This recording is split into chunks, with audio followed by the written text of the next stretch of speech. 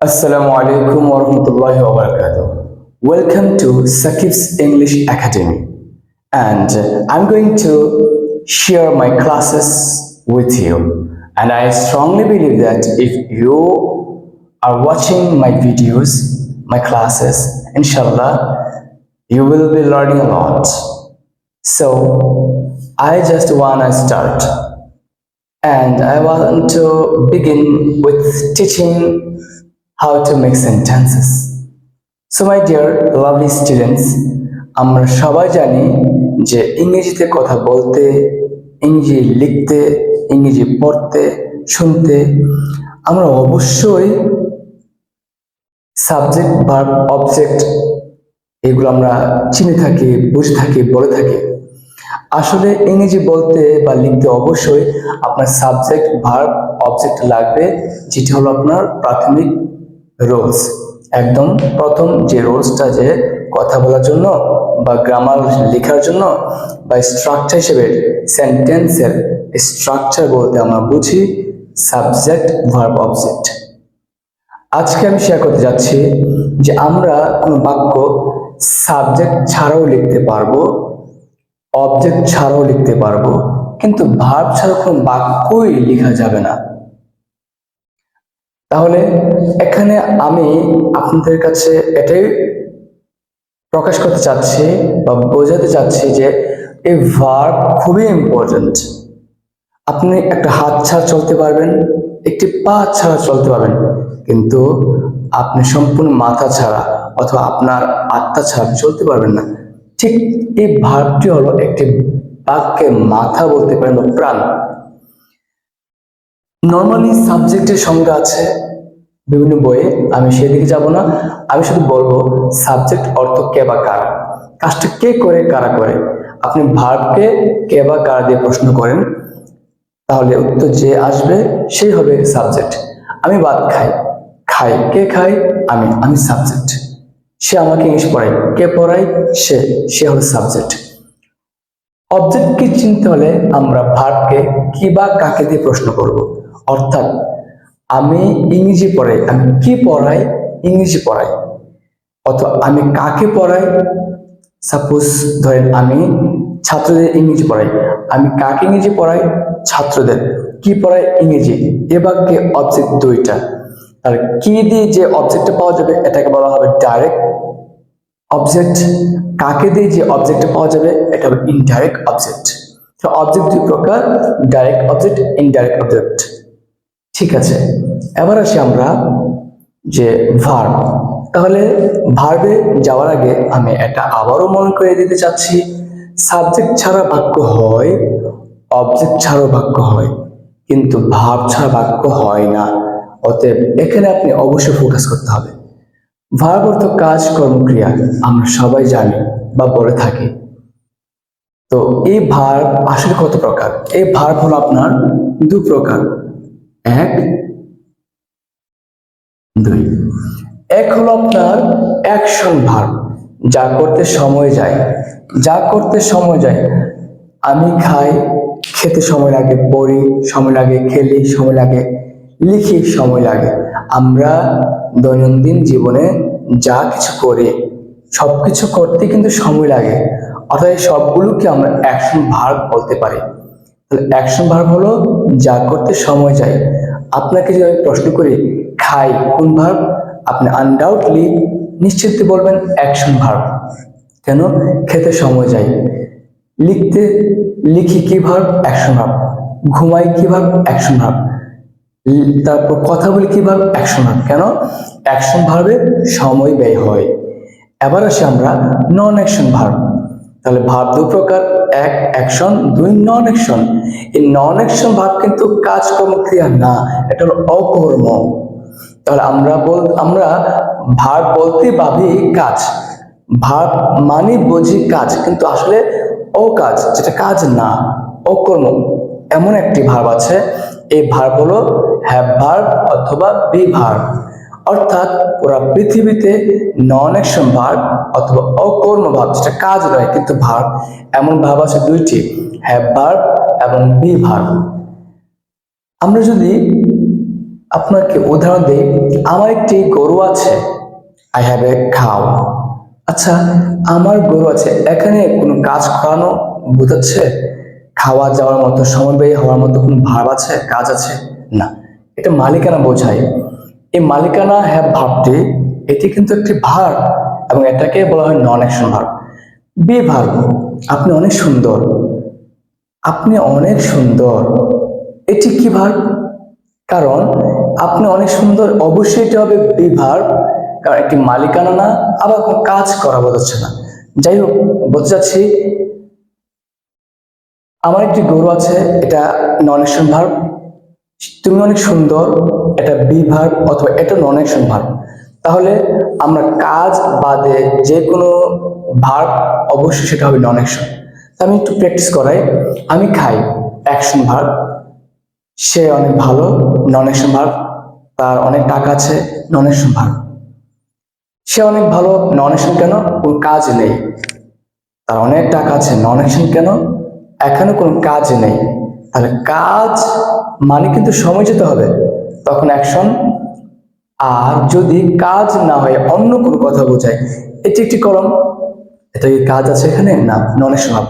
এটি একটি লাইট, নন action verb. এটি একটি বোর্ড, নন অ্যাকশন ভার্ব, নন অ্যাকশন ভার্ব। তাহলে কি বোঝা গেল? ভার্ব পুরো পৃথিবীতে প্রথম দিক দিয়ে অ্যাকশন, নন অ্যাকশন, এটা একদম বেসিক, আপনার জীবনে একদম শুরু কিন্তু। তাহলে ভার্ব একদম শুরু থেকে অ্যাকশন ভার্ব মানে কাজ, আর নন অ্যাকশন মানে কি অকর্ম। আর পুরো পৃথিবীতে নন অ্যাকশন দুই প্রকার, আমি এটা হাইলাইট করতে চাচ্ছি। পুরো পৃথিবীতে নন অ্যাকশন কত প্রকার? দুই প্রকার। দুই প্রকার বলতে হ্যাভ ভার্ব ও বি ভার্ব। আমরা দুই প্রকার বলবো না, আমরা বলবো দুইটি। তাহলে অ্যাকশন ভার্ব কতগুলো আছে? অ্যাকশন ভার্ব আছে অগণিত। আপনার একটু দুটি নয়, যত কাজ, খাওয়া যাওয়া, পড়া ধরা, লেখা, হাসা, কাদা, মারা, অনেক কাজ, এই সবগুলোকে বলা হয় অ্যাকশন ভার্ব। আর নন অ্যাকশন ভার্ব ওরা পৃথিবীতে মাত্র দুইটি, হ্যাভ ভার্ব ও বি ভার্ব। এবার আসি হ্যাভ ভার্ব কাকে বলে। হ্যাভ ভার্ব অর্থ আছে র। র মানে কি? আমার আছে, তোমার আছে, তাদের আছে, আমাদের আছে, স্কুলের আছে। স্কুলে আছে বললে হবে না, স্কুলের আছে। এই রুমে আছে বললে হবে না, এই রুমের আছে। তাহলে সাবজেক্টের সাথে যদি র থাকে, তাহলে এটা হ্যাভ ভার্ব। এটা মালিকানা বোঝাবে, অধীনে থাকা বোঝাবে, আয়ত্তে থাকা বোঝাবে। আমার অনেক ছাত্র আছে, এ মানে হলো এই ছাত্রগুলো আমার অধীনে বা আমার আয়ত্তে। ফ্যানটির তিনটি পাখা আছে।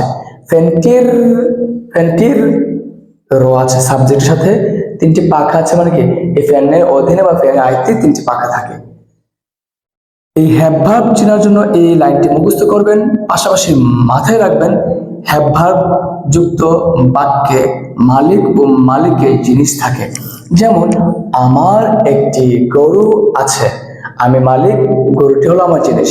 ফ্যানটির তিনটি পাখা আছে, ফ্যানটি হলো ওই পাখাগুলোর মালিক। ঠিক আছে, ফ্যানটির তিনটি পাখা আছে, তার মালিক ও মালিকের জিনিস থাকে, এটা হলো হ্যাভ ভার্ব। এবার চলুন আমরা আলোচনা করি বি ভার্ব নিয়ে।